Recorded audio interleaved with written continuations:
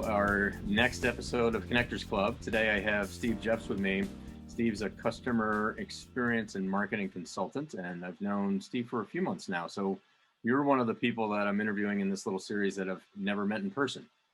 I think that's the case, right? It's just been Yes, correct. a, We came close a couple times, but never physically right, met. right.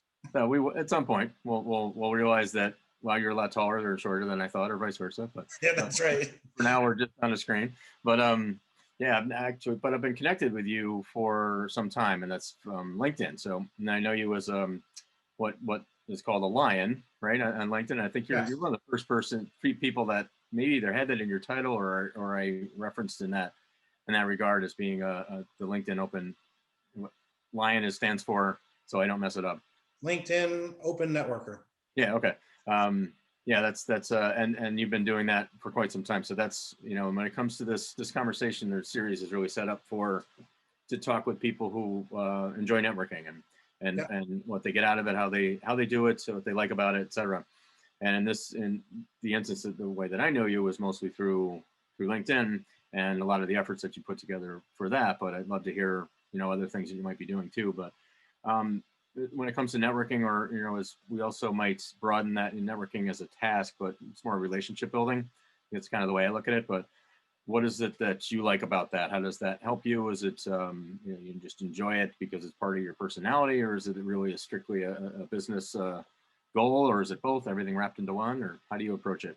Actually, it's sort of, I want to network, and then whatever comes out of it comes out of it. So when I first moved to the area, I was traveling out of the area 100% of the time, on the road, out of the area. And for, I would say, 8 years or so, maybe even more, I knew nobody locally, absolutely nobody locally.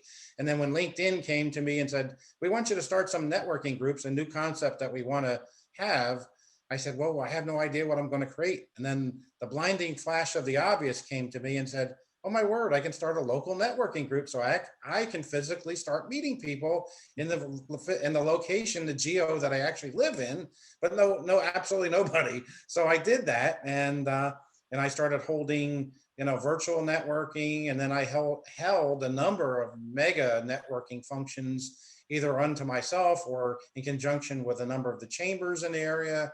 And sometimes I'd have them up to 200-300 people at these functions, physical networking when we did that pre-pandemic.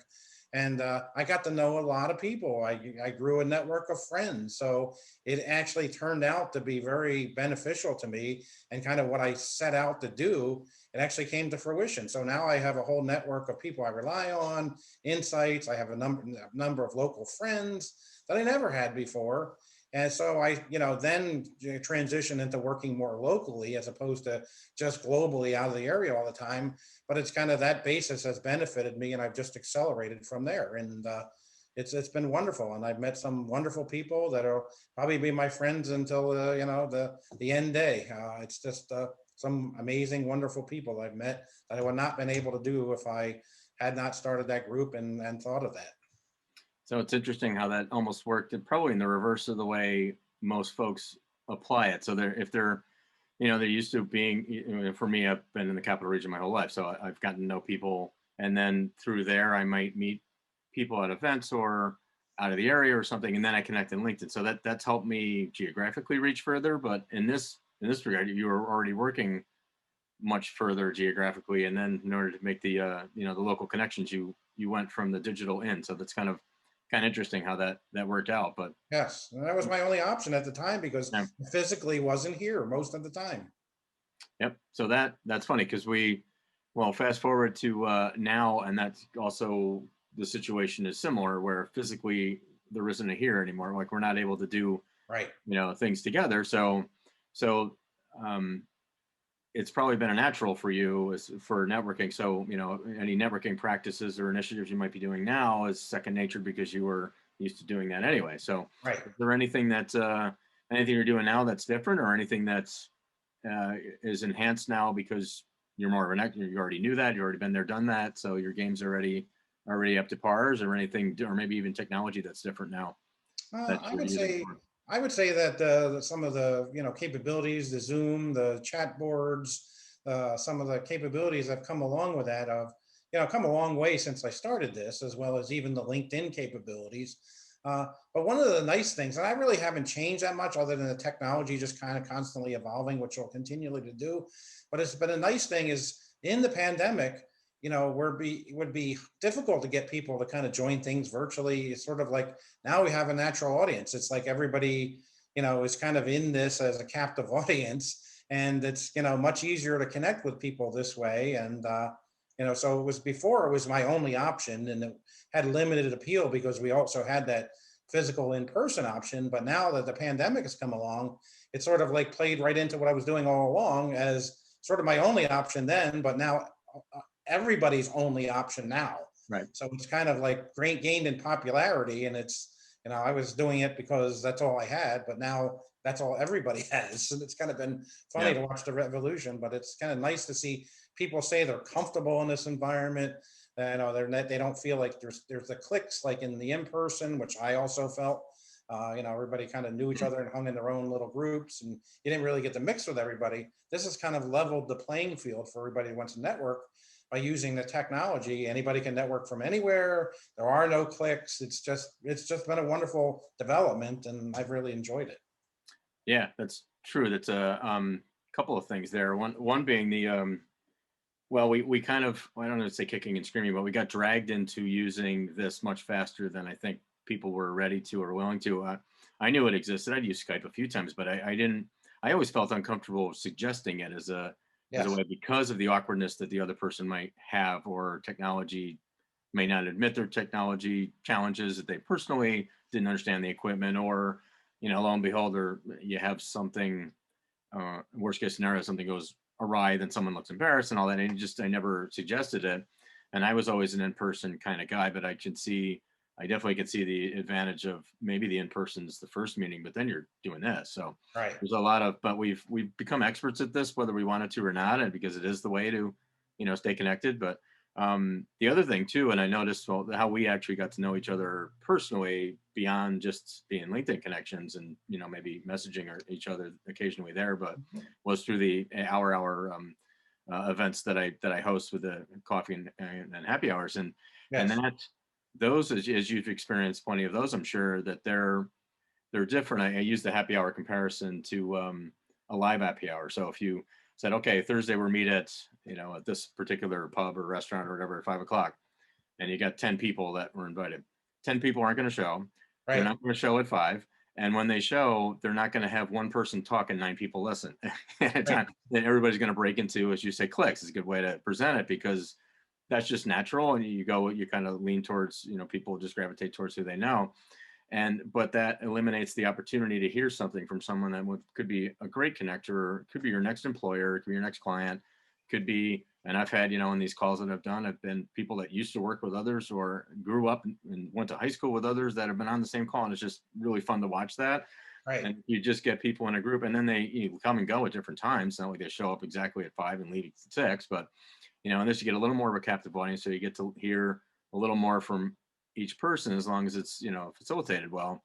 And that's just it's really cool how that's kind of happened. And I didn't go into doing them planning that, but just seeing how that's evolved and grown, and seeing how relationships have strengthened and new people come in and aren't so new, because they'll say, oh, I know a lot of faces on this, and I wouldn't know that going in, but you're able to hear from everybody, and everybody hears what everybody says. Right. It doesn't just get into the little groups. So Exactly. And then one of the other things that this environment has done is kind of brought a sort of humanistic side to this. Remember way back when we actually did these type of calls when it wasn't common? If a dog was barking in the background or a child, like we see that famous commercial where, the woman shuffles the children out of the room when they inadvertently break in. Well, now it's okay. It's accepted. Everybody knows that we all have stuff going on. We have dogs as part of our family, and it's kind of like made people more accepting of kind of, the distractions and life goes on and life right. happens. And it's really kind of been nice to see that because I don't think we're as formal or stuffy as we used to be, because now everybody's in the same boat. We're all pulling Mhm. together, and it's kind of like, hey, it's okay. Everybody has dogs, and you can't control the dogs. You can't control the kids. It's fine. It's Yep. part of, living. Yeah, well, you get an eye into the personal world a little bit, so you can see, their environments to a degree, what they're willing to show, and then there's that bit of empathy too. I think that comes in play where it's yeah, we've got those interruptions, and would be mortally embarrassed before, or Right. what was the one with the one of the correspondents on one of the news programs, I think, had the kid in the room, and that was actually before all this, and it was humorous because of what they were trying to shuffle the kids out, just how funny that was, just because we've all been through it. Right. But now, actually firsthand, you go through it with people on calls, and I could have prefaced this by saying the dogs may go crazy at some point because as I talked to you before this started, that's the case. But luckily, knock on wood, they're quiet. But if Mhm. it happens, nobody will be too alarmed. I remember being on a pitch last year, early in the maybe 2 months into the pandemic, and one of my dogs was right at my feet, and all of a sudden just blew up, just heard some noise outside or something, started barking. And the look on my face, I was embarrassed, but everyone from the organization we were pitching just cracked up laughing. It wasn't the opposite, your initial, embarrassment. It's, Right. oh geez, what did I just blow it? And like, now everybody thought that was funny. And I think they might have been laughing more at my look on my face than it was about the dog. But Okay. yeah, that's exactly what you say, that empathy, understanding, familiarity, same Yes. situation kind of thing. So yeah, that Exactly. is, I think that's gotten us maybe more personally closer than you probably, you put your best look on when you go out to one of these networking events.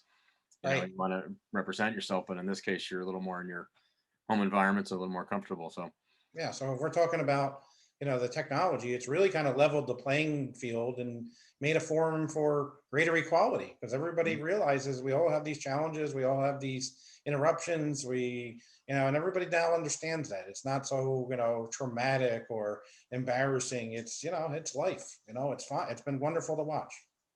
what I think, we talk about pandemic and how things happen, and just how you were already doing a lot of that anyways. But now that, when you spoke to us about the technology and people getting used to the technology, how do you see it? Say we get a few months from now, as I think we anticipate this vaccine to work and people to start getting back out, as slow as that might be. What do you see as far as networking techniques, opportunities, relationship building, and so on? How do you see that going? If you had a crystal ball that you could look into, what's your thought of how it might work out, and how you would take advantage, and play in what this new normal might be? Right. So I think we're going to get to a comfortable hybrid situation. So it'll go through phases. So once everybody feels comfortable and we know we're safe, it's going to be like the floodgates. Everybody's going to be craving that impersonal. So there'll be like this huge period of, a lot of in person, a lot of, touching, hugging, relatives, and it'll be kind of, you want people that have been thirsty for the interpersonal side of it, seeing somebody's face and meeting them in person, and back to being able to be with your relatives all the time. There'll be this floodgate of people who want to do that constantly, Mhm. but then they'll kind of be settled back to an equilibrium, and they'll realize, well, we don't want to do all technology. We want to get to some kind of mixture because now we're comfortable with both, or probably more so with the technology side. So it'll settle back to a sort of hybrid mixture where technology will probably, my best estimate, play 30, 40, maybe up to 50% of that mixture, but we'll Mhm. still have that in person that people have been craving. But there'll be that huge rush when we're all deemed safe, that everybody will just immerse themselves in physical because we haven't been able to do it for a while. Yeah. And then we'll Yeah. get back to this equilibrium where it's more of a mix. Yep. There's the dog. So yeah, on cue. Yeah.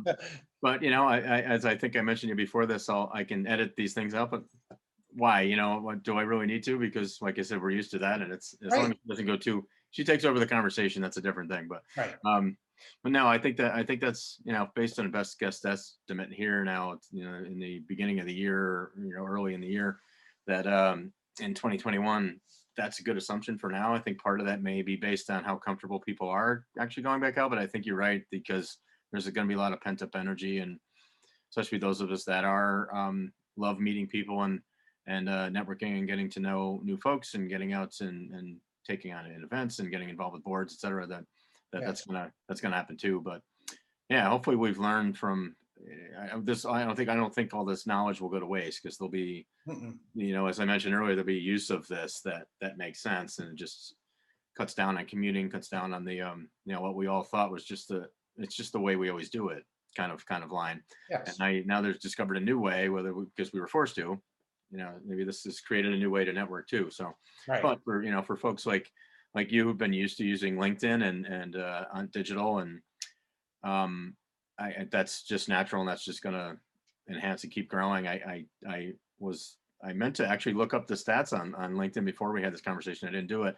How much? See if I could find that, if it's grown, the spike since the pandemic. I mean, it has to have, but that'd Yes. be interesting to take a look at. Yeah, But so Paul, I'll give you an interesting anecdotal statistic here. So my groups, LinkedIn, before the pandemic, they became almost dormant. I'd have a couple joins a week and maybe 10, 15. Now in some groups, I'm getting hundreds a week. I mean, wow, and during the peak of the pandemic, I was barely able to keep up with, some of the growth in these groups, because literally hundreds of people a week would be joining the groups. And it was like, wow, from going from dormant to like, oh my word, this is like critical to me, and I need to join these groups and become active. And it was just amazing, and it's starting to slow down now, and I don't know what that's just the beginning of the year, or mm, where perceive we're coming out of this pandemic, but it's starting to slow down now. Whether it picks back up or not will remain to be seen. But it was gangbusters during the peak of the pandemic, and right, it's before it was not happening. right. Well, I guess we shall see, and we'll find out together, and see what our our best predictions are. But I do appreciate your time and your insight and your thoughts just on networking and relationship building, and what you like about it, how you do it, and how we're doing it in these days, this pandemic state, and also as we come out of it. So I wish you best of luck with all those initiatives, and I will be seeing you, I'm sure, Yes. online for a little while, and then eventually in person. We'll I definitely hope so. Yes, definitely make it happen. absolutely. There's that pent up demand again. I can't Yeah, wait to, yeah, get out and see people and meet people that I've actually met in this forum that, I've never yeah. met before. So Yep. All right. Again, thanks very much. And yeah, thanks again. We will see you online very soon. great. Thank you. And have a great day, rest of your week. Thanks, you too.